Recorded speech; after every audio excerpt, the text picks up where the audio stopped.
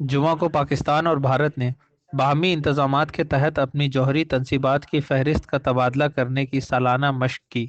دو طرفہ انتظام انہیں ایک دوسرے کی جوہری تنصیبات پر حملہ کرنے سے روکتا ہے۔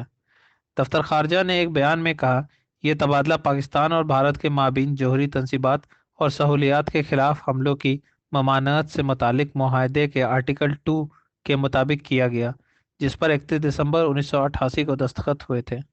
اس میں کہا گیا ہے کہ پاکستان میں جوہری تنصیبات اور سہولیات کی فہرست باضابطہ طور پر وزارت خارجہ کے دفتر میں ہندوستانی ہائی کمیشن کے نمائندے کو آج سونپی گئی۔